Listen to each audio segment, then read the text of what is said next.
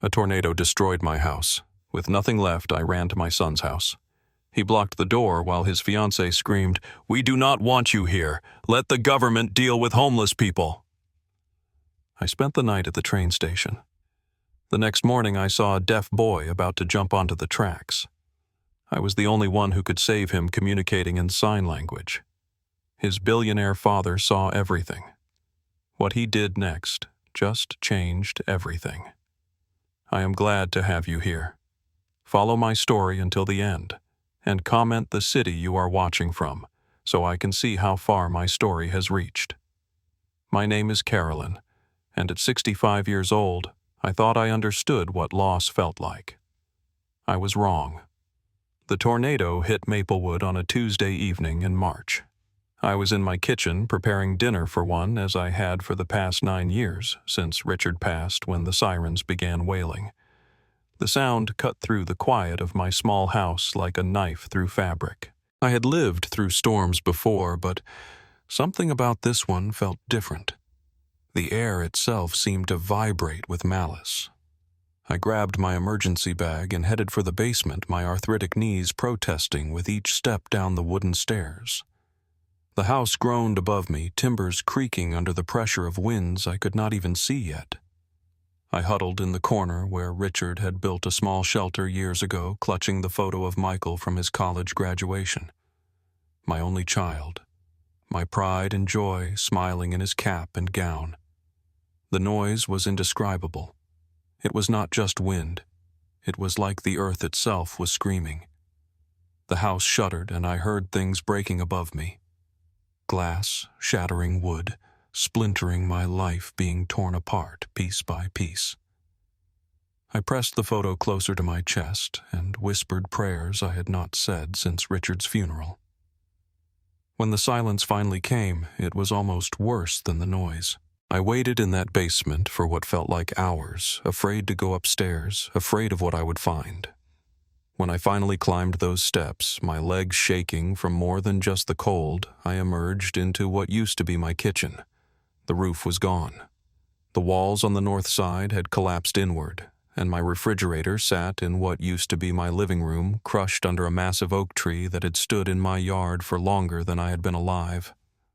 Rain was already starting to fall through the gaping hole where my ceiling used to be, soaking the family photos scattered across the debris.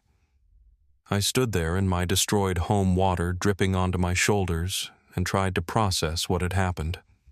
65 years of life, 37 years in this house, and it was all gone. The quilt my mother made for my wedding. The china set Richard surprised me with on our 10th anniversary. The rocking chair where I had nursed Michael as a baby. All of it was either destroyed or buried under rubble. My neighbors were in the same situation. Mrs. Reynolds from next door was standing in her yard staring at what remained of her garage. The Johnsons' house was completely gone, just a foundation where a home used to be. Emergency vehicles were already arriving, their red and blue lights painting our devastation in harsh, flashing colors. A Red Cross volunteer, a young woman with kind eyes and a clipboard, approached me as I stood in my doorway. "Ma'am, do you have somewhere to stay tonight, family nearby?" Michael. Of course Michael would help me. My son lived just 2 hours away in the city with his fiancée Stephanie. He was a successful accountant, owned a beautiful house in a nice neighborhood. He would take care of his mother. "Family takes care of family, right?" "Yes," I told the volunteer, my voice sounding strange in my own ears. "My son. I can stay with my son. I managed to salvage a few things from the wreckage. Some clothes that were not too damaged. My purse, that photo of Michael, and the small jewelry box that had belonged to my grandmother. Everything fit into 2 garbage bags, which seemed impossible. How could an entire life fit into 2 garbage bags? The drive to Michael's house was surreal. The tornado had carved a path of destruction through our town, but just 20 meters south, it was as if nothing had happened. The sun was setting peacefully, painting the sky in soft pinks and oranges. Normal people were coming home from normal jobs to normal houses that still had roofs. Michael's house sat in a development called Cedar Grove. All the houses looked similar, large, new, with perfectly manicured lawns and two-car garages. His was a colonial style, painted pale blue with white trim. Stephanie's BMW sat in the driveway next to Michael's Honda.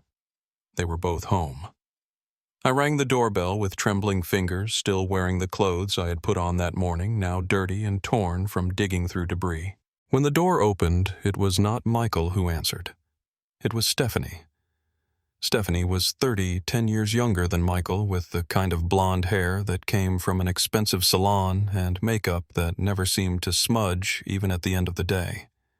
She was wearing white jeans and a silk blouse that probably cost more than I spent on groceries in a month. When she saw me standing there with my garbage bags, her perfectly shaped eyebrows drew together in what I first mistook for concern. "Carolyn, what are you doing here?" "Stephanie, honey, there was a tornado. My house is gone. Everything is gone. I need Michael," she called over her shoulder, not taking her eyes off me. "Your mother's here." I heard his footsteps before I saw him. My son appeared behind Stephanie, still wearing his work shirt and tie, though he had loosened it. For a moment, just a moment, I thought I saw relief in his eyes. Relief that I was alive, that I was safe. But then Stephanie touched his arm and something in his expression changed. "Mom, what happened? You look terrible. The tornado hit Maplewood. The house is completely destroyed, Michael. I lost everything." My voice cracked on the last word. "I need somewhere to stay, just until I can figure out what to do next. The insurance adjuster will not be able to assess anything until next week at the earliest." Michael looked at Stephanie and she looked at him. And in that exchange, I felt my heart begin to break in a way that had nothing to do with losing material possessions. "Mom, this really is not a good time," Michael said slowly. "Stephanie's parents are flying in tomorrow for our engagement party. We have got guests coming, caterers. It is going to be crazy around here." "I will not be in the way," I said quickly. "I can sleep on the couch. I will not, even absolutely not." Stephanie interrupted, her voice sharp. "We cannot have you here looking like that when my parents arrive. They do not know about your situation. My situation." I stared at her, trying to understand. "What situation?" "You know," she said, waving her hand vaguely. "Living alone in that little house, working at the grocery store until you retired. My parents are very successful people, Carolyn. My father owns 3 car dealerships. They have certain expectations." Michael put his hand on Stephanie's shoulder, a gesture that was supposed to be calming but felt like choosing sides. "What Stephanie means is that we have painted a certain picture of our families. Her parents think you live comfortably, maybe in a nice retirement community. So you are ashamed of me." The words came out flat. "Matter of fact, it is not about shame," Michael said, but he would not meet my eyes. "It is about timing. Look, I can give you money for a hotel room. There is a nice Comfort Inn about 10 minutes from here. You can stay there while you sort things out. Money for a hotel room." I stood there on my son's doorstep. Everything I owned in 2 garbage bags, and he was offering to pay for me to stay somewhere else rather than let me sleep on his couch. "How long have you been planning this engagement party?" I asked quietly. Michael shifted uncomfortably. "About 2 months. We sent out invitations 3 weeks ago, and you did not invite me." Stephanie laughed. Actually laughed. A sound like breaking glass. "Carolyn, be realistic. This is a sophisticated affair. Cocktails and canapes. Important people from Michael's firm. It is not really your scene." "Not my scene.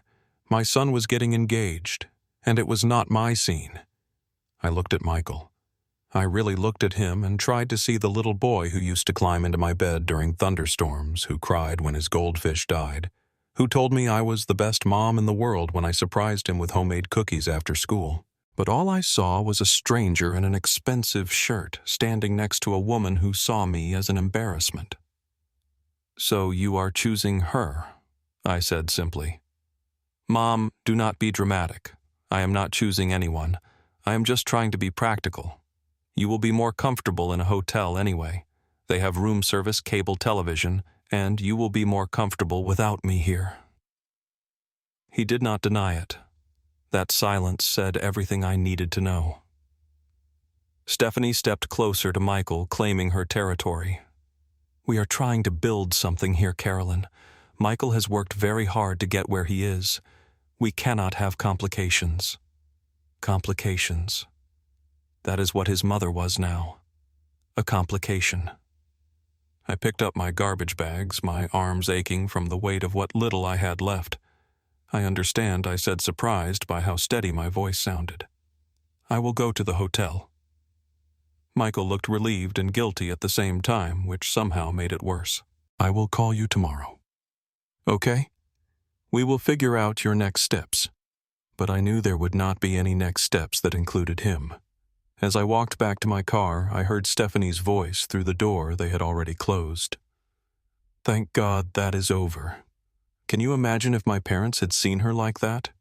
I sat in my car in their driveway for several minutes staring at the house where my son lived his life without me. The engagement party I was not invited to, the future. I was not part of the family that no longer included me. The Comfort Inn cost $135 per night. I had $360 in my checking account and no idea when my next income would come. Insurance would eventually cover rebuilding, but that could take months, maybe years. The hotel clerk, a tired-looking woman about my age, took pity on me and said I could have the room for one night at the weekly rate if I paid cash. The room was clean but impersonal, all beige and brown with artwork that meant nothing to anyone. I set my garbage bags on the floor and sat on the edge of the bed, still wearing my dirty, torn clothes. For the first time since the tornado hit, I allowed myself to cry. I cried for my house, for my belongings, for the photo albums I would never see again.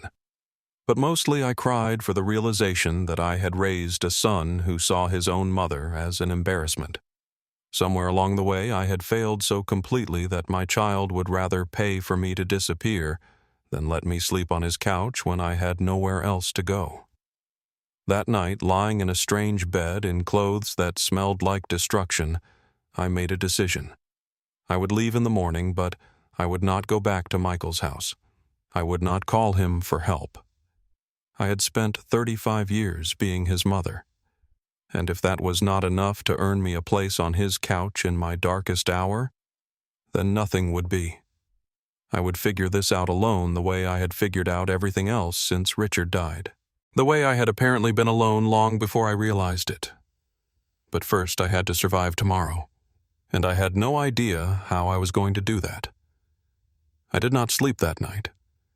Every time I closed my eyes, I heard the sound of Stephanie's laughter and saw Michael's face when he chose her over me. By 5 a.m, I gave up trying and sat by the window watching the sunrise over a world that felt completely foreign to me. The hotel's complimentary breakfast was weak coffee and stale pastries, but it was free, so I forced myself to eat. The other guests were business travelers and tourists, people with lives and destinations and purposes. They talked quietly on their phones about meetings and flight times and dinner reservations. Normal problems, normal lives. I checked out at 11, knowing I could not afford another night, but having nowhere else to go. The desk clerk gave me a sympathetic smile and suggested I try the Salvation Army shelter on Oak Street. They are good people there, she said kindly. They will help you get back on your feet. A shelter. At 65 years old, I was going to a homeless shelter. I drove aimlessly for a while, not ready to face that reality yet. The city was busy with Tuesday morning traffic. People rushing to jobs and appointments, their lives continuing as if mine had not completely fallen apart. I found myself near the train station downtown, a large brick building from the 1920s that they had partially converted into shops and restaurants, but still used for commuter trains. The parking was free, and there were benches outside where I could sit and think, figure out my next move. The morning was warming up spring, trying to push winter away, and there were people coming and going with purpose and certainty I envied. I sat on a bench near the platform, my 2 garbage bags at my feet like anchors, keeping me tethered to a reality I did not want to accept. Trains came and went, bringing people into the city for work, taking them back to suburbs where they had homes and families who wanted them there. That is when I saw him. He was about 10 years old, small for his age, with dark hair that needed cutting and clothes that were expensive but wrinkled as if he had slept in them. He was sitting on the platform edge, his legs dangling over much too close to where the trains came in. There were signs everywhere warning people to stay back from the platform edge, but this boy was sitting right on it. Something about his posture worried me. He was not fidgeting the way children usually do. He was still unnaturally still, staring down at the tracks below him. Other people walked past him without seeming to notice, caught up in their own concerns, their own schedules. I found myself standing up, moving closer to the platform. Maybe I was looking for a distraction from my own problems. Or maybe it was just maternal instinct that had not died, despite what had happened with Michael. The boy needed someone to notice him. As I got closer, I could see his face more clearly. He had large, dark eyes that seemed older than they should, and there was something heartbreakingly lonely about the way he sat there. He was wearing a navy blue polo shirt with a small logo I did not recognize and khaki pants that looked like they came from an expensive children's store. I approached slowly, the way you would approach a wild animal that might bolt. "Honey," I said softly, "you are sitting awfully close to the edge there. Maybe you should move back a little." He did not respond, did not even turn to look at me. For a moment I thought he was ignoring me, but then I noticed he was wearing small hearing aids in both ears. I moved to where he could see me and waved gently to get his attention. When he looked up at me, his eyes were filled with such profound sadness that it took my breath away. I had seen that look before in my own mirror during the darkest days after Richard's death. It was the look of someone who had given up hope. Without thinking, I found myself signing, "Hello, are you okay?" My hands moved through the familiar motions automatically, muscle memory from years of communicating with my sister Deborah before she died. The boy's eyes widened in surprise. He signed back his small hands, moving quickly. "You know sign language?" "Yes," I signed. "My sister was deaf." "What is your name?" "Ethan," he replied, his hands shaking slightly. "Why are you talking to me? Most people do not notice me." My heart broke a little more. "I notice you." "Why are you sitting so close to the tracks, Ethan?" "It is dangerous." His face crumpled, and for a moment he looked exactly like what he was, a little boy who was hurting. I wanted to see what it would feel like. He signed if a train came. The blood in my veins turned to ice. This child, this beautiful little boy, was contemplating the unthinkable. "Ethan, no. Whatever is wrong, there is always another way." "No, there is not." He signed, tears starting to roll down his cheeks. "My daddy does not understand me. Nobody understands me. I am different, and I make everything harder for everyone." I sat down beside him, not too close, but close enough to reach out if I needed to. "Being different does not make you a burden, sweetheart. It makes you special. Tell me about your daddy." "He tries." Ethan signed, wiping his nose with his sleeve. "But he does not know sign language. He talks to me, but he moves his mouth really slow, like I am stupid. And I have to guess what he is saying. And when I try to tell him things, he gets frustrated because he does not understand." The picture was becoming clearer. A hearing father and a deaf son struggling to communicate, both probably feeling isolated and misunderstood. "Where is your daddy now? He had to take an important phone call. He told me to wait here." Ethan's hands moved more slowly now, exhaustion creeping into his signing. "He is always on the phone. Work is more important than me." I knew that feeling intimately. The loneliness of being overlooked, of feeling like you do not matter to the people who should love you most. This little boy was living his own version of what I had experienced the night before. "Ethan, I want you to listen to me very carefully," I signed, making sure I had his full attention. "You matter. You are important. And the fact that your daddy does not know sign language does not mean he does not love you. It just means he needs help learning how to show it." "You really think so?" He signed, hope flickering in his eyes. "I know so. And right now I need you to move back from the edge with me. Can you do that?" He nodded and scooted back from the platform edge. As he did, I heard footsteps running toward us and a man's voice calling out, "Ethan! Ethan! Where are you?"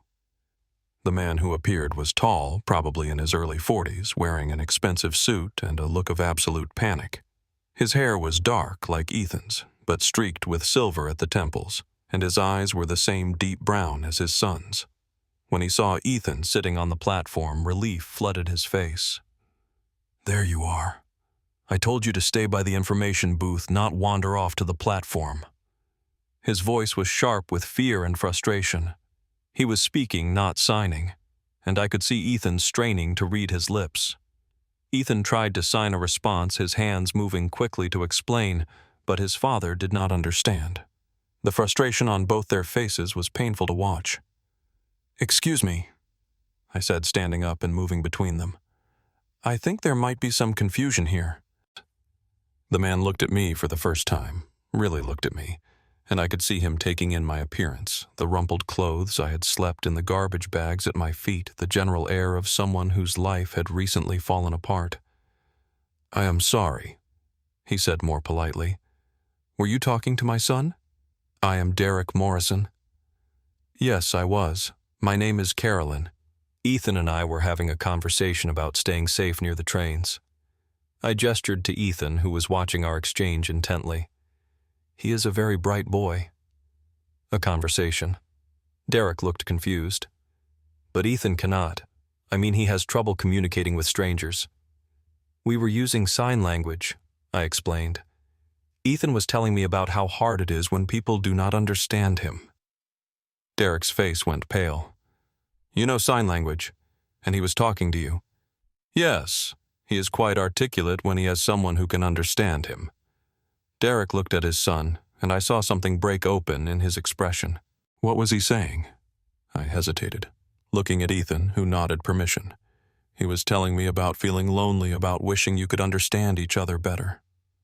Derek's eyes filled with tears. "Ethan," he said, speaking slowly and clearly while facing him so Ethan could read his lips. "I am so sorry. I did not know you felt that way." Ethan signed something rapidly, and Derek looked at me helplessly. "He is saying that he knows you love him, but he wishes you could talk together the way we are now. He wants to tell you things, but he does not know how to make you understand." Derek knelt down in front of his son, tears flowing freely now. "Ethan, I promise you I am going to learn. I am going to learn to talk to you properly. Will you help me?" Ethan threw his arms around his father's neck, and they held each other there on the platform while commuters stepped around them. In that moment, watching this father and son find each other again, I felt something I had not experienced in years, the sense that I had made a difference, that my presence had mattered. Derek stood up, keeping one hand on Ethan's shoulder, and turned to me. "I do not know how to thank you.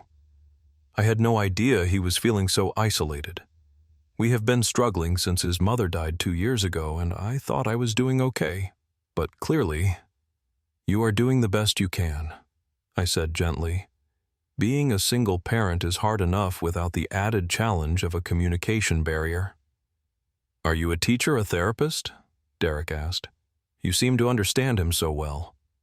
I almost laughed at the irony.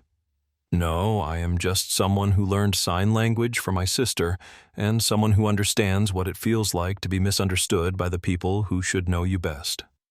Derek studied my face, and I could see him really seeing me for the first time. Not just the woman who had helped his son, but the person behind the circumstances. Are you all right? You seem like you might be going through something difficult yourself. For a moment, I was tempted to brush off his concern the way I always did, to smile and say everything was fine. But sitting there on that platform after saving his son from a moment of despair that could have ended in tragedy, pretending seemed pointless. I lost my home in the tornado yesterday, I said simply. And I found out my family does not want me around while I figure out what to do next. Derek's expression changed completely. You are homeless, and you just spent time helping my son when you have your own crisis to deal with. Sometimes helping someone else is the only way to help yourself, I said, surprising myself with the truth of it. Ethan was signing something to his father, frustrated that he could not understand the conversation. He wants to know what we are talking about, I translated. Derek looked at Ethan, then back at me. Could you tell him that the lady who helped him is going through a hard time and ask him if he thinks we should help her the way she helped us? I signed Derek's words to Ethan, and the boy's face lit up. Ethan signed back enthusiastically. He says, "Of course we should help you." He says, "That is what families do. They help each other, and he wants to know if you could be part of our family for a while." Derek looked shocked. He said that children often see things more clearly than adults do. I replied, my voice thick with emotion. Derek was quiet for a long moment, looking between Ethan and me. Finally, he spoke. I have a large house with several guest rooms, and Ethan clearly needs someone who can communicate with him while I learn. Would you consider staying with us temporarily, just until you get back on your feet? I stared at him, certain I had misunderstood. You do not even know me. I know enough. I know you saw a child in danger and helped him instead of walking away. I know you took time to understand him when you are facing your own crisis. I know my son feels more comfortable with you in 10 minutes than he has with anyone since his mother died. Derek's voice grew stronger, more certain, and I know I need help learning to be the father Ethan deserves. Ethan was signing rapidly now, and I could see he was excited about something. What is he saying? Derek asked. I watched Ethan's hands, feeling tears prick my eyes. He is saying that maybe the tornado brought you something good instead of just taking things away. He is saying maybe it brought him someone who can understand him and brought you someone who needed a family. Derek wiped his eyes and looked at Ethan with such love and amazement that it took my breath away. Out of the mouths of babes, he murmured. Then he looked at me. What do you say, Carolyn? Will you help us learn to be a family again? I looked at this father and son, both of them damaged in their own ways, both of them offering me something I thought I had lost forever, a place where I mattered, a place where I was needed not for what I could provide financially, but for who I was and what I could give from my heart. Yes, I whispered. Yes, I would like that very much.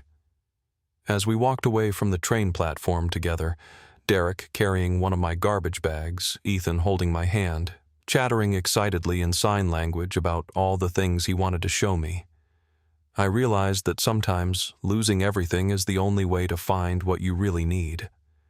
Behind us, a train pulled into the station, its whistle echoing off the brick walls. But we were walking towards something else entirely, something that felt like hope. Derek's house was nothing like what I had expected. When he mentioned a large house with guest rooms, I had pictured something modest, maybe a 4-bedroom colonial, like the ones in Michael's neighborhood. What I saw as we pulled through the iron gates was a mansion that belonged in a magazine. The driveway curved through manicured grounds that must have cost more to maintain each month than I had made in a year at the grocery store. The house itself was Georgian style, all red brick and white columns with wings that seemed to stretch forever in both directions. Ethan pressed his face to the window, signing excitedly about showing me his room and the library and the pool. "This is beautiful," I said, trying not to sound as overwhelmed as I felt. Derek glanced at me in the rearview mirror.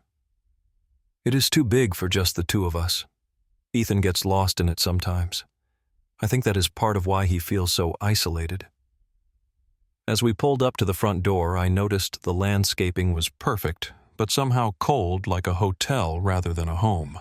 There were no toys scattered on the lawn, no chalk drawings on the sidewalk, none of the cheerful chaos that usually surrounds a house where a child lives. Derek must have seen me looking. Ethan's nanny quit 3 months ago. She said communicating with him was too difficult. Since then, it was just the two of them and the housekeeper, Maria. She came in during the day, but she did not know sign language either. The front hall was larger than my entire living room had been, with a chandelier that probably cost more than my car. Our footsteps echoed on the marble floor as Ethan ran ahead, signing for me to follow him. "He wants to show you something," I translated for Derek, who was watching his son with a mixture of love and sadness. "I wish I knew what he was thinking half the time," Derek said quietly. "I talk to him, but I never know if he really understands. And when he tries to tell me things, he shrugs helplessly." I smiled and nodded and hoped I was responding appropriately, but I knew I was missing so much.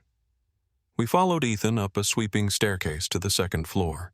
His bedroom was at the end of a long hallway, and when he threw open the door, I understood why he had been so excited to show me.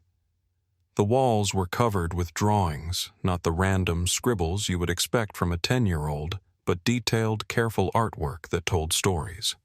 There were pictures of him and a woman with kind eyes who must have been his mother Lauren. Pictures of him and Derek, but in many of them Derek was facing away or looking at a phone. And scattered throughout were drawings of hands signing, hands reaching toward each other, hands that never quite touched. "Ethan, these are incredible." I signed, moving closer to examine the artwork. "You are very talented."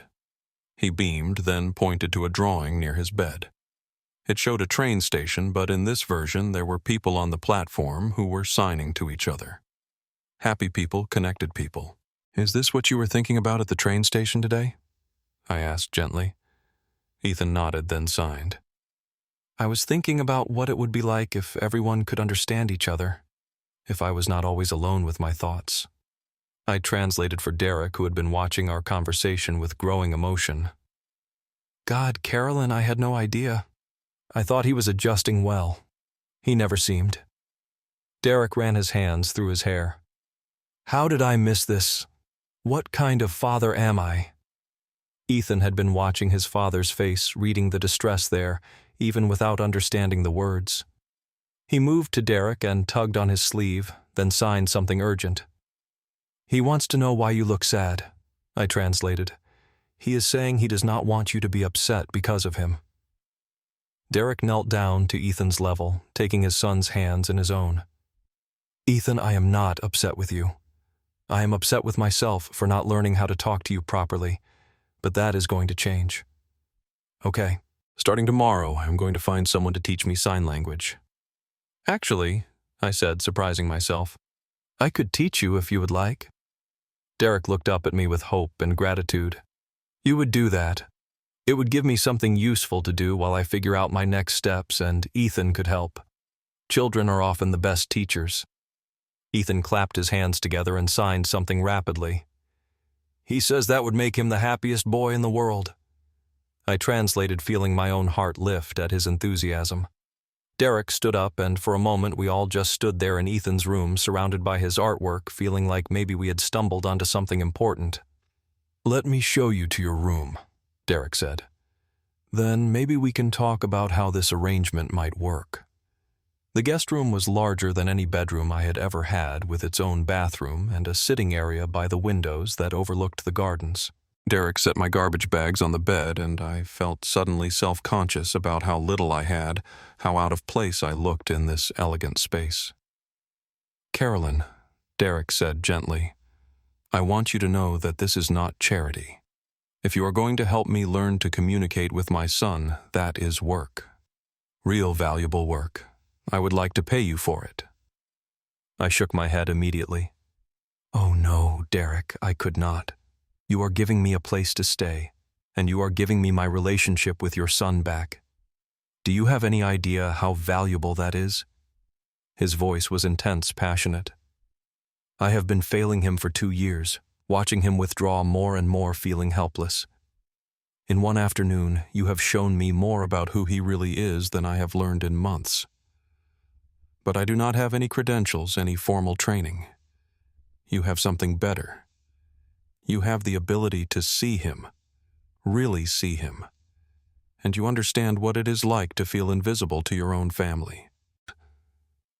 The last part hit me like a physical blow, not because it was cruel, but because it was so perfectly accurate. Derek must have seen something in my face because his expression softened. "I am sorry. That was too personal. No, you are right. I do understand that feeling." I sat down in the chair by the window, suddenly exhausted. My son could not get rid of me fast enough yesterday. His fiancée made it clear that I was an embarrassment, and he agreed with her. Their loss, Derek said firmly. "Seriously, Carolyn, in one day you have shown more compassion and insight than most people show in a lifetime. If your son cannot see your value, that says everything about him and nothing about you." I looked out the window at the gardens, trying to process this strange turn my life had taken. 24 hours ago, I had been a woman with a home, a routine, a place in the world, even if it was a small one. Now I was sitting in a mansion, being offered a job by a man I had just met, planning to teach his son and him how to communicate with each other. "Can I ask you something?" I said, turning back to Derek. "Of course." "What do you do for work? I mean, this house, this lifestyle?" I gestured around the room. Derek smiled, but it did not reach his eyes. "I am in technology software development, specifically programs for businesses. I started my company about 15 years ago, and we have been fortunate enough to be very successful." "Fortunate," I repeated. Somehow I doubted luck had much to do with it. "No, you are right. It has been a lot of work. Too much work, probably, especially since Lauren died." His voice grew quiet. "I threw myself into the business because it was easier than dealing with grief. I told myself I was providing for Ethan's future, but really I was just avoiding the present." "What happened to Lauren?" "Cancer. It was fast aggressive. From diagnosis to the end was only 4 months." Derek sat down in the chair across from me, looking suddenly older. "Ethan was 8 when she died. He had already lost some of his hearing from a childhood illness, but Lauren was the one who learned sign language with him, who made sure he felt connected and understood. When she died, I did not know how to fill that role." "So you both lost her in different ways?" "Exactly. And instead of grieving together, we both retreated into ourselves. I worked longer hours, took more business trips. Ethan spent more time alone drawing, creating these incredible pictures that I was too busy to really look at." Derek's voice was heavy with regret. "I hired nannies and tutors and therapists thinking I could pay someone else to give him what I could not, but what he really needed was his father. You are here now," I pointed out. "That is what matters." Am I though today at the train station I almost lost him because I was on a conference call about a merger that does not really matter in the grand scheme of things. I told him to wait by the information booth while I took the call, and when I finished he was gone. Do you know how terrifying those 15 minutes were? I thought about Ethan sitting on the edge of the platform, contemplating the unthinkable. I think I can imagine. And then I found you two talking, really talking, and I realized I have not had a real conversation with my son in 2 years. Not since Lauren died. Derek looked at me with an intensity that was almost uncomfortable. So when I say this is not charity, I mean it. You are offering to give me back my relationship with my son. That is priceless. A knock on the door interrupted us. Ethan peeked in, then entered when Derek waved him in. He went straight to me and started signing. He wants to know if you are going to stay for dinner. He says Maria is making spaghetti, and he wants to tell you about his school. Derek's face lit up. He wants to tell you about school. He never talks about school. I ask him every day how it was, and he just shrugs. Maybe he wants to tell you too, but he does not know how to make you understand, I suggested gently. Ethan was still signing his hands, moving with increasing excitement. Now he is asking if we can all eat together and if I will teach both of you some sign language tonight. He says he has so many things he wants to say that he has never been able to tell you. Derek's eyes filled with tears. Tell him yes. Tell him I have been waiting to hear those things for a very long time. As I translated, Ethan threw his arms around his father and Derek held him tightly. Over Ethan's head, Derek mouthed, "Thank you to me." And I felt something settle in my chest that I had not felt in years, the sense that I was exactly where I was supposed to be. Later over dinner, Ethan taught Derek his first sign language lesson. We started with simple words, "Hello, thank you, love." And Derek practiced with the concentration of someone learning a foreign language, which in many ways he was. Ethan was patient but enthusiastic, correcting Derek's hand positions and repeating signs until his father got them right. For the first time since I had met them, I could see the family resemblance not just in their physical features, but in their determination, their intensity, their capacity for love. "This is harder than it looks," Derek said, struggling with the sign for understand. Ethan actually giggled, and signed something to me.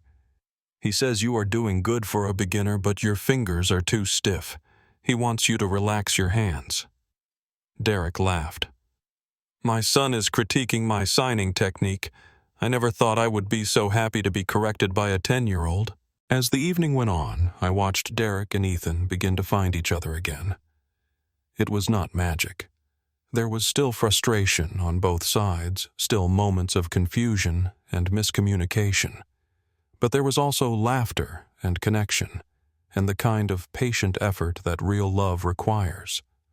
And for the first time in longer than I could remember, I felt useful.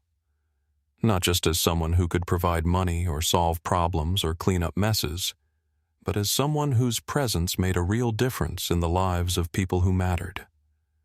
That night, lying in the comfortable guest bed, I thought about Michael and Stephanie preparing for their engagement party. They were probably relieved that they did not have to deal with me, that I was not there to embarrass them or complicate their perfect event. They had no idea that their rejection had led me to something infinitely more valuable than anything they could have offered. I had found a place where I was needed for who I was, not what I could provide. And tomorrow I would wake up with purpose again, with work that mattered, with people who saw value in what I had to offer. Sometimes I realized being thrown away is the first step toward finding where you actually belong. 3 weeks into my new life with Derek and Ethan, I had almost forgotten what it felt like to check my phone with dread. Almost. The morning started like all the others had since I had moved into the Morrison house. Ethan woke me up by knocking on my bedroom door, a habit Derek was trying to break, but that I secretly enjoyed. He would stand in the hallway, still in his pajamas, and sign, "Good morning, Grandma Carolyn," through the crack in the door. "Grandma Carolyn." He had started calling me that the second week, and when I asked him why he signed, "Because you take care of us like grandmas do in movies, and you understand me like family should." Derek had gotten choked up when I translated it, and I had had to excuse myself to cry in the bathroom. This particular morning was a Saturday, which meant Derek did not have to leave for the office, and we could spend more time on his sign language lessons. He was improving rapidly, driven by a determination I had rarely seen in anyone. Every evening after Ethan went to bed, he practiced vocabulary cards I had made for him, and every morning he greeted his son with new signs he had learned. "Watch this," Derek said to me as Ethan came down to breakfast. He signed, "Good morning, Ethan. Did you sleep well?" Ethan's face lit up with pure joy. His father's signing was still slow and slightly clumsy, but it was clear and understandable. Ethan responded enthusiastically, and for once Derek understood every word without needing me to translate. He said he had good dreams about the three of us going to the zoo next weekend, Derek said proudly, then looked at me for confirmation. Perfect translation. I confirmed, feeling a swell of pride in both of them. These small victories had become the highlights of my days. Watching Derek and Ethan rebuild their relationship. Seeing Ethan become more animated and confident as his father learned to communicate with him, feeling useful in a way I had never experienced before. It was healing something in me I had not even realized was broken. Derek had insisted on paying me $550 a week for Ethan's tutoring and his sign language lessons, plus room and board. It was more money than I had ever made. And when I protested that it was too much, he had simply said, "You cannot put a price on getting your family back." I was helping Ethan with his homework at the kitchen table when my phone rang. The name on the screen made my stomach drop. Michael. I stared at the phone for several rings, unsure whether to answer. Derek, who was reading nearby, noticed my expression. "Everything okay?" "It is my son," I said, my voice tight.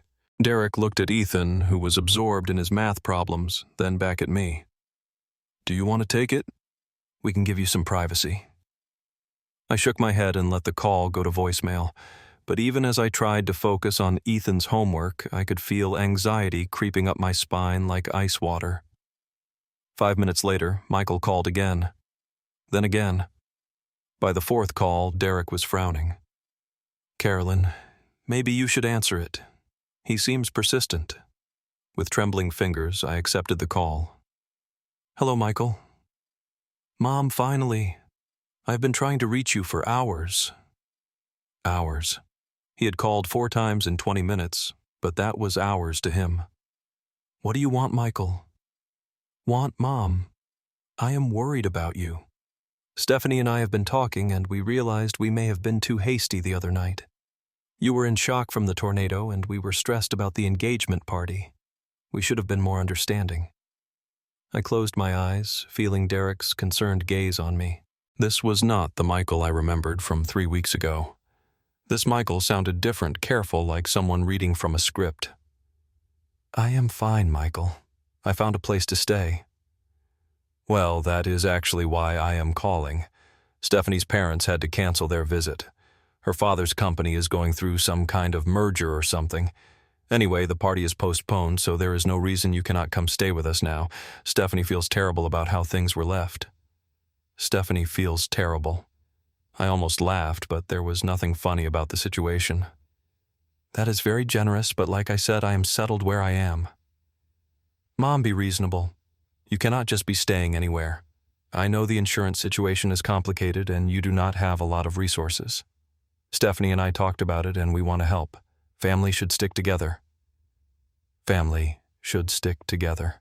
Where had this sentiment been 3 weeks ago when I was standing on his doorstep with everything I owned in garbage bags? "Michael, I appreciate the offer, but I am fine where I am." "Where exactly is that, Mom?" "You are being very mysterious. Are you staying at one of those extended stay motels? Those places are not safe for a woman your age." Ethan looked up from his homework, sensing the tension in my voice. I gave him what I hoped was a reassuring smile and stepped into the adjacent living room for more privacy. "I am staying with a family. I am helping them, and they are helping me." "A family? What family, Mom? You do not just move in with strangers. That is not safe. What do you even know about these people?" The irony was thick enough to cut with a knife. My own son was lecturing me about the dangers of trusting strangers when strangers had shown me more kindness in 3 weeks than he had in years. They are good people, Michael. Better than. I stopped myself. Better than what? Better than your own family. His voice was getting sharper now, more like the Michael I remembered. Mom, this is crazy. You are 65 years old. You cannot just run away from your family and play house with strangers. I am not playing house. I am working. I have a job. A job doing what? And do not tell me you are cleaning houses or something. You are too old for that kind of physical work. I felt my temper flare. I am teaching sign language, if you must know, and I am not too old for anything I choose to do. There was a pause. Sign language. Who the hell needs to learn sign language? A father who wants to communicate with his deaf son. The words came out sharper than I intended. Another pause, longer this time. Mom, this sounds unusual. Are you sure these people are legitimate? I mean, who just takes in a random woman to teach sign language? Someone who values what I have to offer, I said quietly. Look, I think you need to come home. Stephanie and I can drive up and get you this afternoon. We will sort out the insurance stuff together. Figure out a plan for rebuilding. You do not need to be dependent on strangers. I am not dependent on them, Michael. I am contributing. I am valued. I stopped, realizing I was saying too much. You are valued. Michael's voice was odd now, calculating. Mom, what exactly is this arrangement? Are these people paying you? I should have lied. I should have dodged the question, but I was tired of pretending, tired of hiding. Yes, Michael, they pay me because my work has value. The silence on the other end of the line stretched so long, I thought the call had dropped. How much? Michael finally asked. That is not your concern. How much, Mom? Something in his tone made my skin crawl. This was not concern for my welfare. This was something else entirely. Michael, I need to go. Ethan needs help with his homework. Ethan. The kid's name is Ethan. Mom, I need you to listen to me very carefully. I want you to give me the address of where you are staying. Stephanie and I are coming to get you. No. What do you mean, no? I mean no, Michael. I am not giving you the address, and I am not leaving. I am happy here. Mom, you are not thinking clearly. The trauma of the tornado being homeless, it has affected your judgment. You cannot just move in with strangers. And I hung up. My hands were shaking as I set the phone down. Through the doorway, I could see Derek watching me with concern while Ethan continued working on his math, oblivious to the drama unfolding. Derek stood up and walked over to me. That did not sound like a pleasant conversation. My son wants me to come live with him, now 3 weeks after he would not let me sleep on his couch. What changed? Derek asked, though his tone suggested he suspected the answer. I mentioned that you pay me for my work. Derek's face darkened. Ah, so now that there is money involved, suddenly you are family again. I should have expected this. Michael has always been motivated by financial considerations, but I thought I shook my head. I thought maybe the tornado almost losing me might have made him realize that money is not everything, but it did not. No. If anything, it seems to have made him more interested in controlling my finances. First, Ethan appeared in the doorway, signing, "Are you okay, Grandma Carolyn? You look upset." I forced a smile and signed back. "I am fine, sweetheart." "Just a difficult phone call with your son?" Ethan asked. Derek had told him some of my story age appropriately edited. I nodded. Ethan thought for a moment, then signed, "Maybe he does not understand you either, like my daddy used to not understand me. Maybe he needs to learn better listening, out of the mouths of babes." I glanced at Derek, who had caught enough of Ethan's signing to understand the gist of his comment. "Ethan might be onto something," Derek said gently. "But some people do not want to learn better listening. Some people only hear what benefits them." My phone buzzed with a text from Michael. "Mom, I am driving up there tomorrow.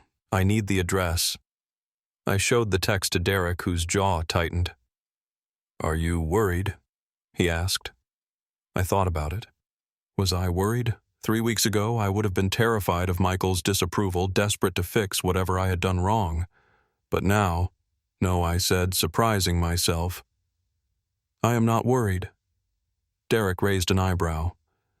I am angry that he thinks he can ignore me when I need help. then swoop in and take control when he thinks there is something in it for him. I am angry that he assumes I am too incompetent to make my own decisions. And I am angry that he is trying to disrupt the first happiness I have found in years because it does not serve his purposes. So what do you want to do? I looked at Ethan, who was watching our conversation with intelligent eyes, picking up on the emotional undercurrents, even when he could not follow all the words. This little boy who had trusted me completely from the moment we met. Derek, who had taken me in when I was a stranger and treated me like family from day one. I want to protect what we have built here, I said. Michael can disapprove all he wants, but he does not get to destroy this. Derek nodded. Then we will protect it together. The next morning, Michael's car pulled into the driveway at exactly 10 o'clock. I watched from the window as he and Stephanie got out, both of them looking around at the mansion with expressions I recognized. Assessment calculation greed. Stephanie was wearing a designer outfit that probably cost more than most people's monthly salary.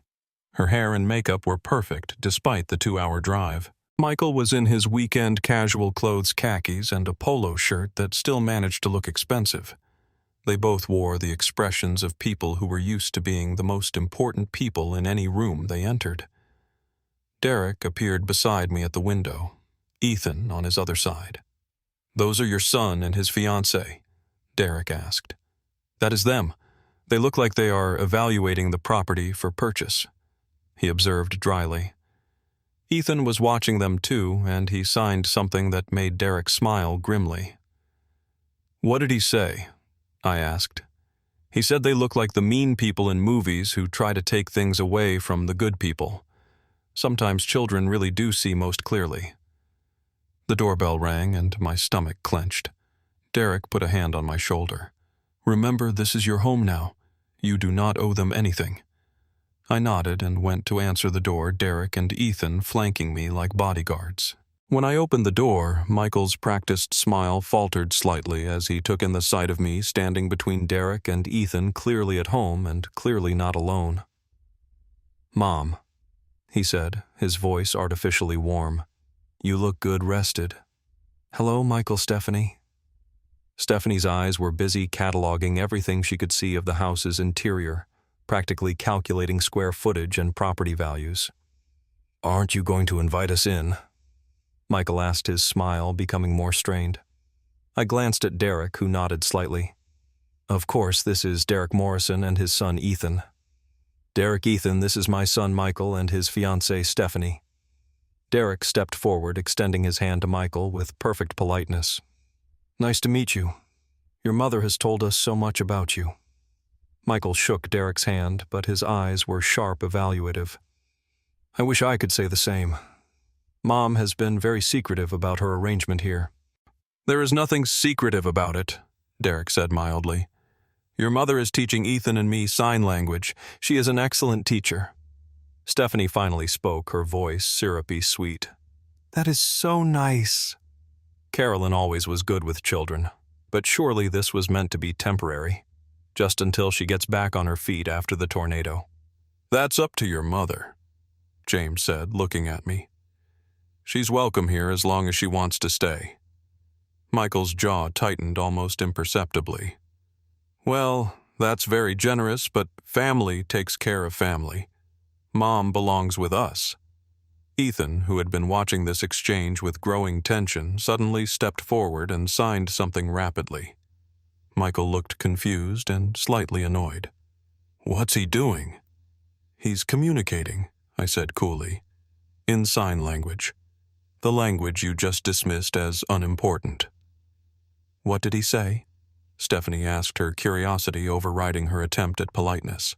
I looked at Ethan, who nodded permission to translate. He said that family is supposed to make you feel safe and loved, not scared and unwanted. He wants to know why you made me feel scared and unwanted when I needed help. The silence that followed was deafening. Michael's face flushed red, and Stephanie looked genuinely shocked that a child would be so direct. "Now, see here," Michael started, but James held up a hand. "I think Ethan makes an excellent point. Your mother was in crisis, and you turned her away. Now that you've learned she's in a stable, paid position, you're suddenly concerned about her welfare. I'm sure you can understand why that might seem suspect. And there it was, out in the open. The real reason for Michael's sudden interest named and acknowledged. Michael's face went through several expressions before settling on indignant anger.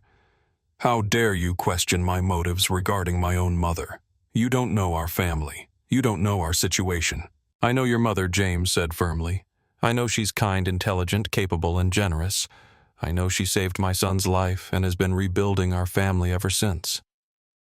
And I know she deserves better than to be treated like a burden when she needs help and an asset when she doesn't. Michael looked like he wanted to argue further, but Stephanie put a hand on his arm. She'd been scanning the room while James and Michael sparred, and I could practically see her recalculating the situation. Michael, she said quietly, maybe we should respect Carolyn's choice. If she's happy here, but Michael wasn't ready to give up.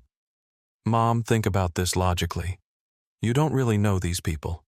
What happens when they don't need a sign language teacher anymore? What happens when the novelty wears off? You'll have nowhere to go.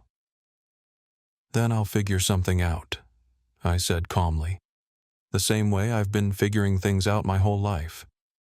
But you don't have to. You have family. You have us. Ethan signed something to me. And despite the tension in the room, I had to smile. What did he say now? Michael demanded, clearly frustrated by being excluded from these side conversations. He said that real family does not wait until you are useful to want you around. This time the silence was broken by James's barely suppressed chuckle. Even Stephanie looked like she was fighting a smile. Michael's face had gone from red to nearly purple. This is ridiculous. Mom, get your things. We are leaving. No, I said simply. What? No, Michael. I'm not leaving. You cannot seriously choose these strangers over your own family. I looked at him. This man I had raised, this person I had sacrificed for and worried about and loved unconditionally for 9 years, and felt something finally break free inside me. You're right, I said. I am choosing them over you because they treat me like family, and you treat me like an inconvenience. Michael stared at me in shock. Stephanie was looking between us like she was watching a tennis match.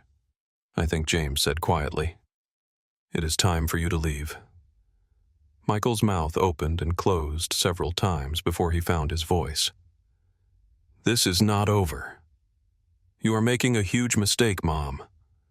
When this falls apart, do not expect to come crawling back to us. I will not, I said, and meant it completely. As Michael and Stephanie walked back to their car, Stephanie looked back at the house one more time, and I saw something in her expression that looked almost like respect. Michael, on the other hand, slammed his car door hard enough to rattle the windows.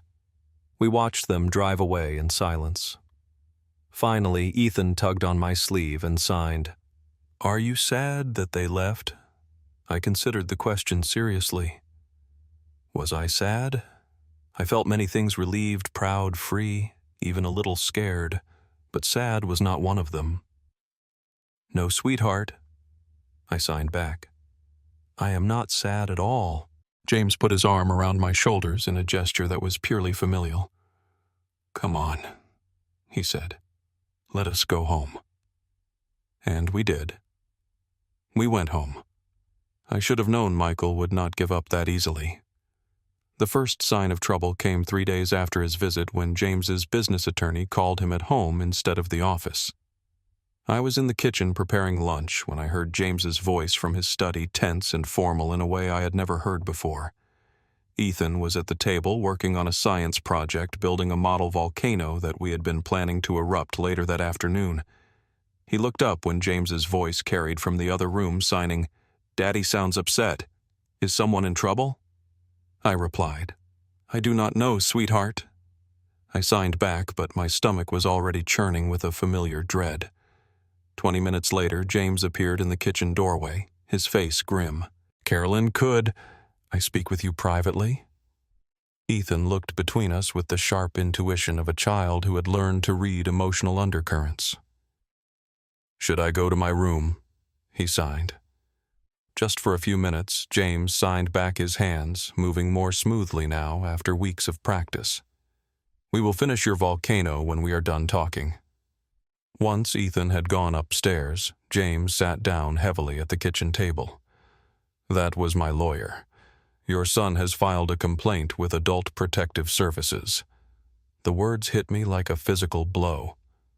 What kind of complaint?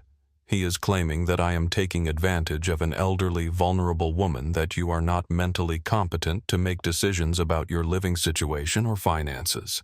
He is asking for a welfare check and an investigation into our arrangement. I felt the blood drain from my face. Can he do that? Apparently he can. The caseworker will be here tomorrow afternoon. They have to investigate any complaint involving potential elder abuse or exploitation, even if it seems frivolous. Elder abuse. Exploitation. The words felt surreal applied to my situation. 3 weeks ago I had been desperate and homeless. Now I was being accused of being victimized by the people who had saved me. "What does this mean?" I asked, though I was afraid of the answer. James ran his hands through his hair, a gesture I had come to recognize as a sign of stress. "It means they will interview both of us separately. They will want to see your living arrangements, understand the financial arrangement, assess your mental capacity to make decisions. If they find evidence of exploitation, they could make me leave. Or worse, they could determine that you need a conservator to make decisions for you. Michael could petition to be appointed as your legal guardian." The room seemed to spin around me. Michael, who had turned me away in my hour of need, could become legally responsible for controlling my life. The same person who saw me only as an inconvenience or a source of income could be given the power to decide where I lived, how I spent my money, and who I spent time with. "James, I am sorry. I never meant for you and Ethan to be dragged into this." "Hey." His voice was firm, and he reached across the table to cover my hand with his. "You have nothing to apologize for. Michael is the one who should be ashamed of himself. But what if they believe him? What if they think I am not capable of making my own decisions?" James's grip on my hand tightened. "Then we will fight it. I have excellent lawyers, and Ethan and I will testify about how much you have contributed to our lives. But Carolyn, I need to ask you something, and I need you to be completely honest with me." My heart started racing. "What? Are you staying here because you want to, or because you feel like you have nowhere else to go?" The question caught me off guard. "What do you mean?" "I mean, if money were not an issue, if you had unlimited resources and options, would you choose to be here with Ethan and me?" I stared at him, realizing that no one had ever asked me that question before, not about any major decision in my life. Richard had simply assumed I wanted to marry him when he proposed. Michael had never asked if I wanted to move closer when I retired. Even well-meaning friends and relatives always assumed they knew what was best for me. "Yes," I said without hesitation. "Yes, James, I would choose to be here. These 3 weeks have been the happiest I have been in years, maybe decades. Ethan feels like the grandson I never thought I would have. And you," I paused, searching for the right words. "You and Ethan have made me feel valued in a way I had forgotten was possible." James smiled for the first time since he had gotten the phone call. "Good. Then we go into this with the truth. And the truth is that you are a competent adult who chose to enter into a mutually beneficial arrangement with people who care about you."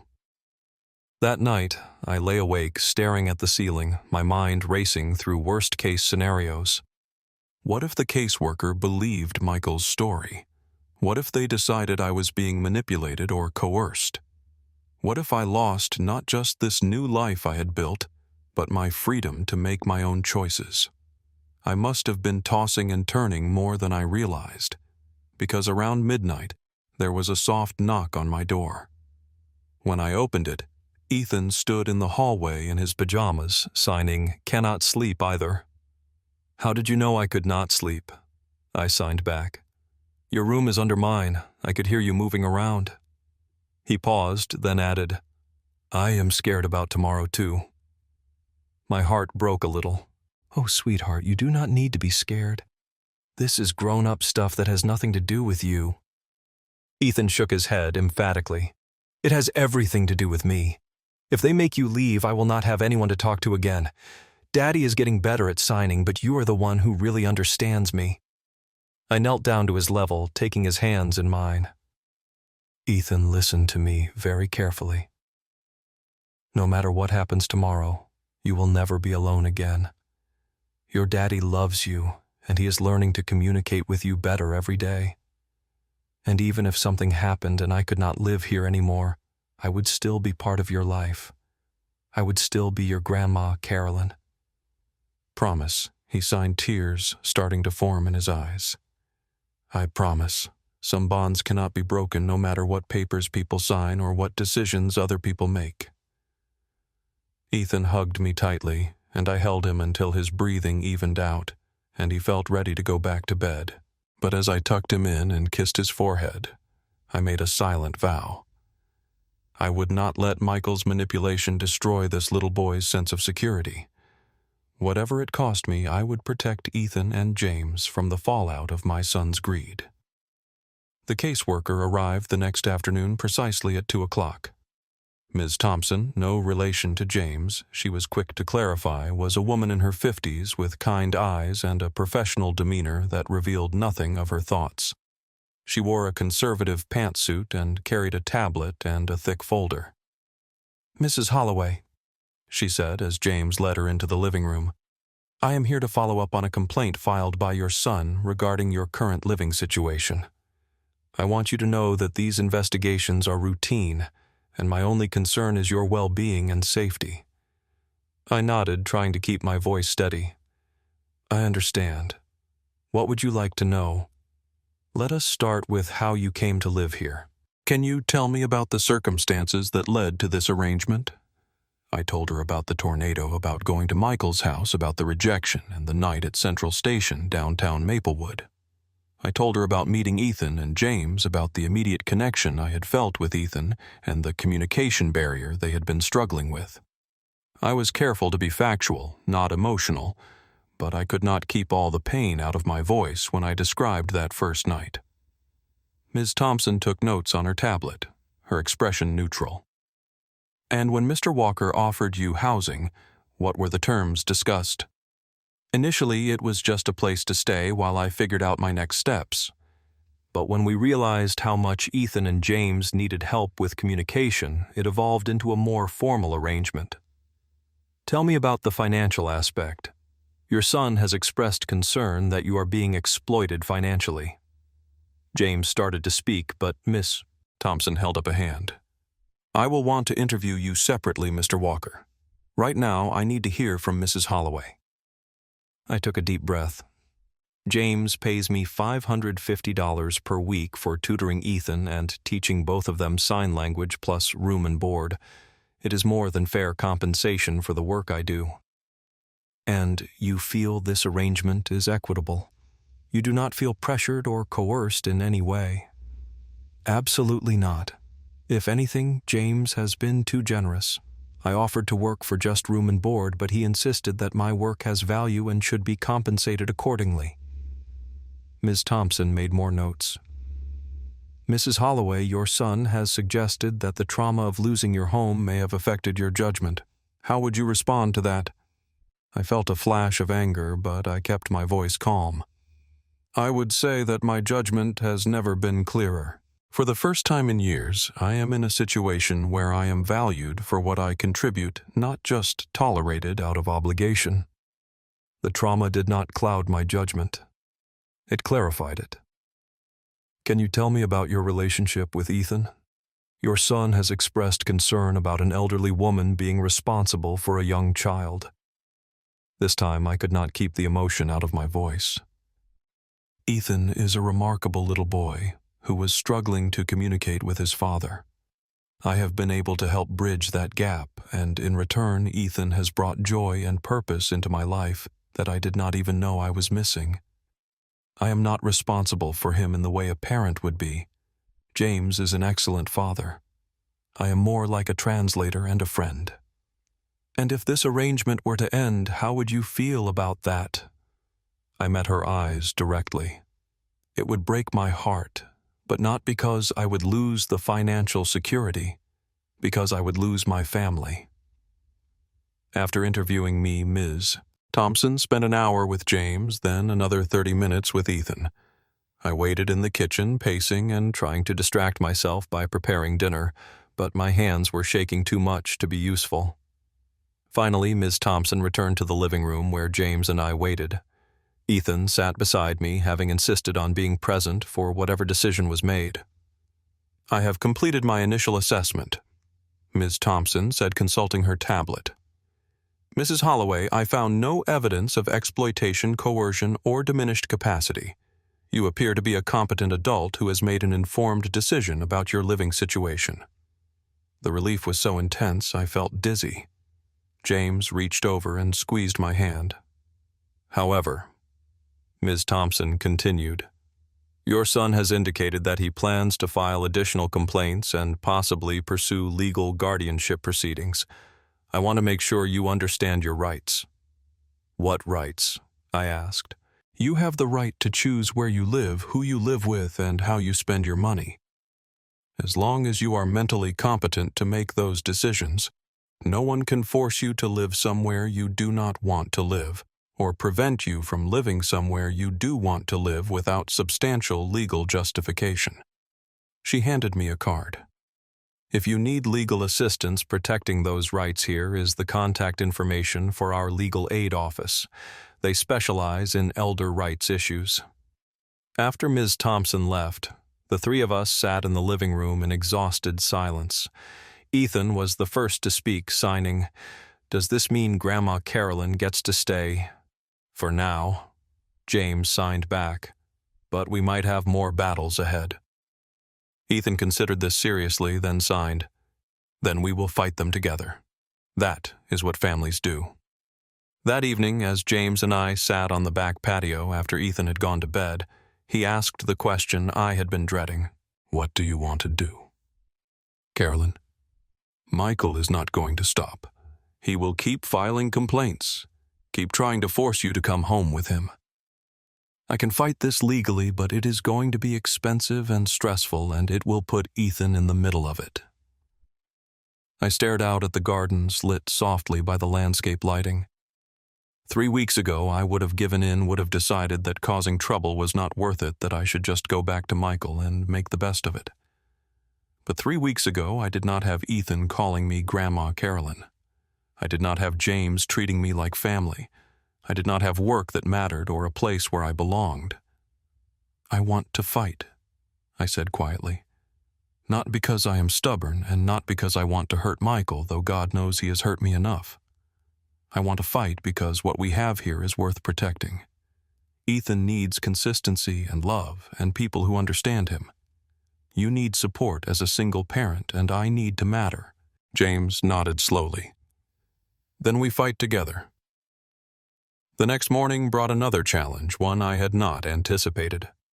James was in his study on a conference call when the doorbell rang. I opened it to find a well-dressed woman in her 40s standing on the porch with an official-looking folder in her hands. "Mrs. Holloway, I am Rebecca Chen, an attorney representing your son, Michael Holloway. I have some documents for you." My blood turned to ice as I accepted the folder.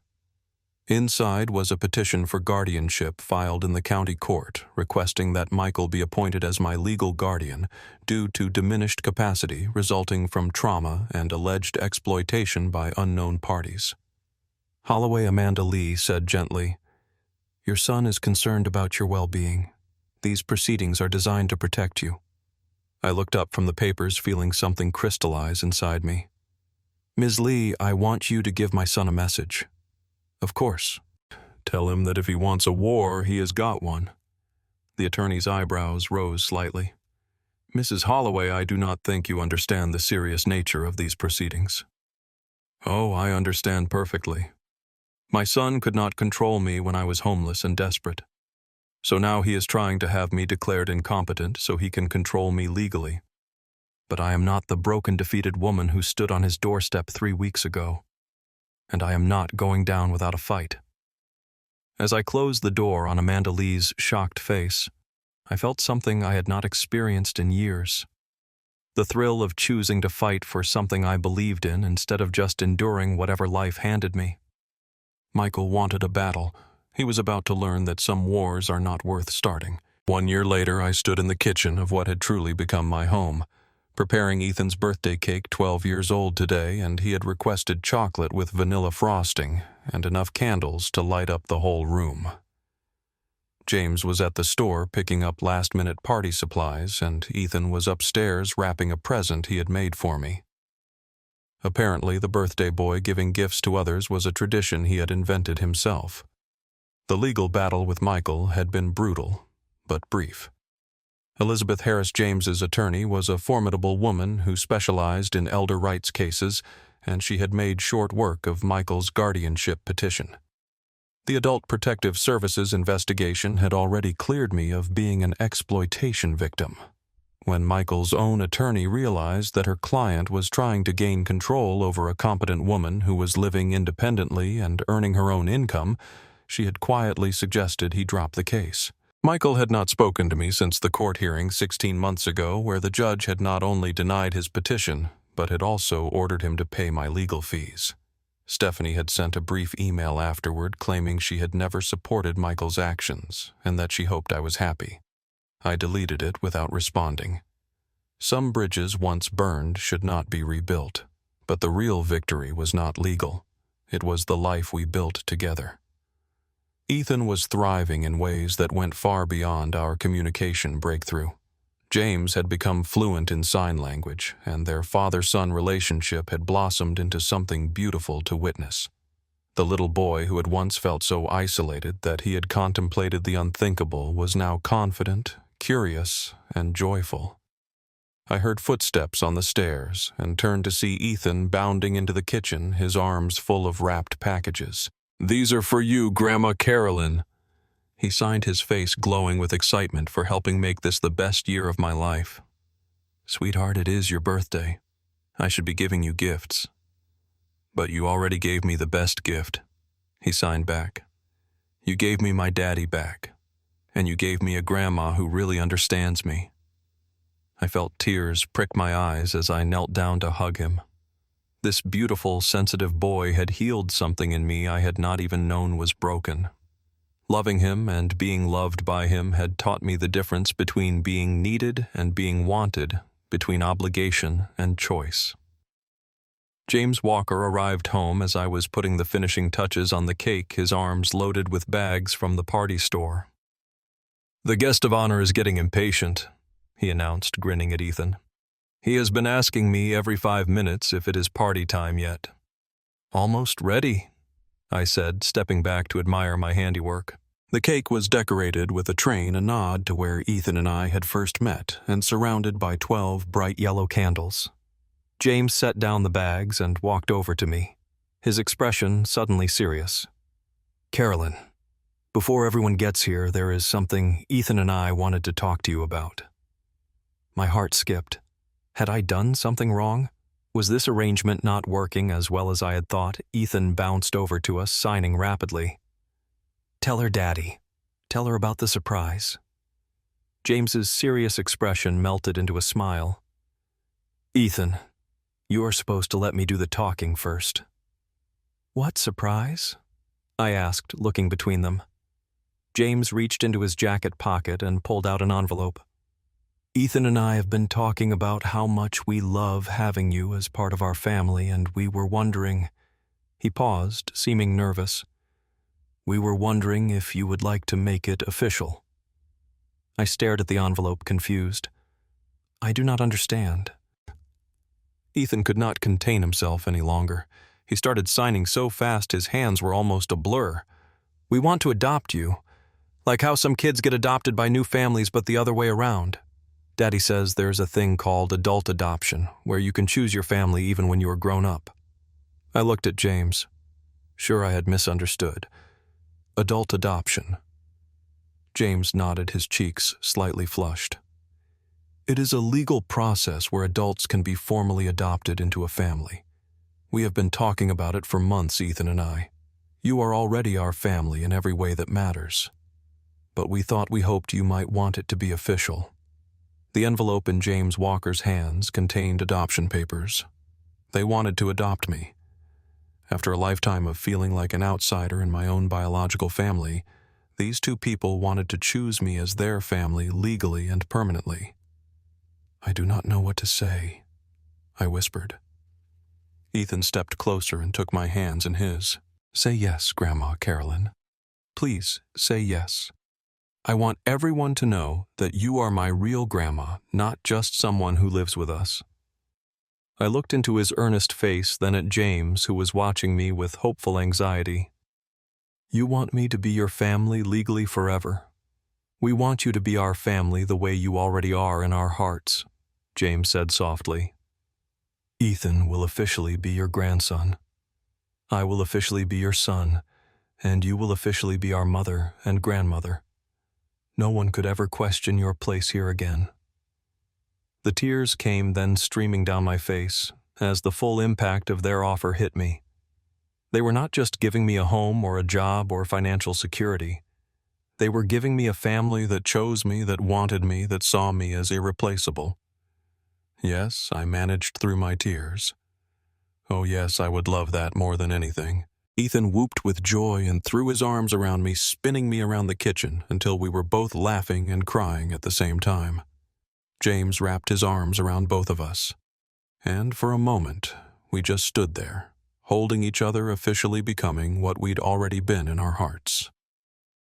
The doorbell rang, announcing the arrival of Ethan's friends for his party. But before we went to answer it, James handed me the envelope.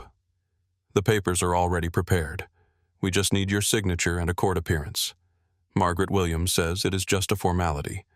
The judge will probably approve it the same day. I clutched the envelope to my chest, overwhelmed by the magnitude of what they were offering me. Are you sure? Once we do this, you are stuck with me forever. No take-backs. Ethan grinned and signed. That is the whole point. No one gets to make you leave ever again. James's smile was soft and certain. Carolyn, you saved my son's life and gave me back my relationship with him. You have brought joy and stability and love into our house. If we are stuck with you forever, we are the luckiest people in the world. The party was a huge success. 8 of Ethan's classmates came, including 2 other children with hearing impairments who had become part of his close friend group. I watched from the kitchen as James Walker effortlessly switched between speaking and signing, making sure every child felt included in the conversations and games. But the moment that made my heart swell the most came when Ethan stood up to make a speech before blowing out his candles. His friends gathered around as he signed with James, translating for those who needed it. I want to thank everyone for coming to my birthday party, Ethan said through James Walker's voice. But mostly I want to thank my dad for learning to talk to me properly and my grandma for teaching him how. He paused and looked directly at me. Last year, I thought I was going to be alone forever. But then Grandma Carolyn saved me at the train station, and she saved my daddy too. And now we're a real family. So this isn't just my birthday party. It's a celebration of our family. As Ethan blew out his candles, I thought about the train platform where we'd met. I'd gone there that morning feeling like my life was over, like I had no purpose, no value, no future. I couldn't have imagined that the worst day of my life would lead to the best year. Later that evening, after the guests had gone home and Ethan had been tucked into bed with his new birthday books, James Walker and I sat on the back patio as we did most nights, watching the stars appear in the darkening sky. Any regrets? James Walker asked quietly. About cutting ties with Michael, about choosing us over your biological family. I considered the question seriously. Was I sad about losing Michael? Yes, in the way you mourn any loss, even when it's necessary. Did I regret the choice I'd made? Not for a second. I've learned something this year, I said, settling back in my chair. Family isn't about blood or obligation or guilt. It's about choice. It's about people who see your value and choose to keep you in their lives not because they have to, but because they want to. Ethan asked me something yesterday that I wasn't sure how to answer. James Walker said, "What was that?" He asked if you were lonely before you came to live with us. I didn't know if that was too personal to talk about. I smiled, thinking about Ethan's emotional intelligence, his ability to sense things that adults often missed. Tell him, yes, I was very lonely, but also tell him that I didn't realize how lonely I was until I wasn't lonely anymore. Sometimes you don't know what you're missing until you find it. James Walker nodded. He'll like that answer. He's very protective of you, you know. He told me yesterday that if anyone ever tries to hurt you again, he'll use his karate moves on them. I laughed, picturing Ethan in his tiny white karate uniform ready to defend my honor. Well, I feel very safe then. Carolyn, James Walker said, his voice growing serious. I want you to know that this adoption isn't just a nice gesture or a way to make sure you feel secure. Ethan and I genuinely can't imagine our lives without you anymore. You're not a guest or an employee or even just a friend. You're our family. I know I said, and I did. For the first time in my adult life, I felt truly certain of my place in someone's world. You're my family, too. 2 months later, I stood in a courtroom for the second time that year, but this time the proceedings filled me with joy instead of dread. Judge Patricia Henderson reviewed our adoption petition with a warm smile, asking James Walker and Ethan a few routine questions about their decision. And you, Mrs. Holloway, Judge Henderson said, turning to me, are you prepared to accept James Walker as your legal son and Ethan Walker as your legal grandson? Your Honor, I said, my voice strong and clear, I can't think of anything I want more. Then by the power vested in me by the state, I hereby grant this petition for adult adoption. Mrs. Holloway, you are now legally Carolyn Walker, daughter of no one and mother to James Walker, grandmother to Ethan Walker. Ethan, who'd been remarkably well behaved throughout the proceedings, finally couldn't contain himself. He jumped up from his chair and signed, "Now it's official. Now it's forever." Judge Henderson laughed. I take it the young man approves of these proceedings. He's been counting down the days. James Walker translated, grinning as Ethan bounced on his toes with excitement. As we left the courthouse, I marveled at how different my life looked now compared to that terrible night at the train station 16 months earlier. Then I had been Carolyn Holloway, a woman with no home, no family who wanted her, and no purpose. Now I was Carolyn Walker, beloved mother and grandmother, valued family member and guardian of a little boy's happiness. That evening we celebrated with a quiet dinner at home, just the three of us, the way Ethan had requested. He'd made me a card that said, "Welcome to the family, Grandma Carolyn," in both English and sign language, decorated with drawings of the three of us holding hands. He's very protective of you, you know. He told me yesterday that if anyone ever tries to hurt you again, he'll use his karate moves on them. I laughed, picturing Ethan in his tiny white karate uniform, ready to defend my honor. Well, I feel very safe then. Carolyn, James Walker said, his voice growing serious, I want you to know that this adoption isn't just a nice gesture or a way to make sure you feel secure. Ethan and I genuinely can't imagine our lives without you anymore. You're not a guest or an employee or even just a friend. You're our family. I know I said, and I did. For the first time in my adult life, I felt truly certain of my place in someone's world. You're my family, too. 2 months later, I stood in a courtroom for the second time that year, but this time the proceedings filled me with joy instead of dread. Judge Patricia Henderson reviewed our adoption petition with a warm smile, asking James Walker and Ethan a few routine questions about their decision. "And you, Mrs. Holloway," Judge Henderson said, turning to me. "Are you prepared to accept James Walker as your legal son and Ethan Walker as your legal grandson?" "Your Honor," I said, my voice strong and clear. "I can't think of anything I want more. Then, by the power vested in me by the state, I hereby grant this petition for adult adoption. Mrs. Holloway, you are now legally Carolyn Walker, daughter of no one and mother to James Walker, grandmother to Ethan Walker." Ethan, who'd been remarkably well behaved throughout the proceedings, finally couldn't contain himself. He jumped up from his chair and signed, "Now it's official. Now it's forever." Judge Henderson laughed. "I take it the young man approves of these proceedings. He's been counting down the days." James Walker translated, grinning, as Ethan bounced on his toes with excitement. As we left the courthouse, I marveled at how different my life looked now compared to that terrible night at the train station 16 months earlier. Then I had been Carolyn Holloway, a woman with no home, no family who wanted her, and no purpose. Now I was Carolyn Walker, beloved mother and grandmother, valued family member and guardian of a little boy's happiness. That evening, we celebrated with a quiet dinner at home, just the three of us, the way Ethan had requested. He'd made me a card that said, "Welcome to the family, Grandma Carolyn," in both English and sign language, decorated with drawings of the three of us holding hands.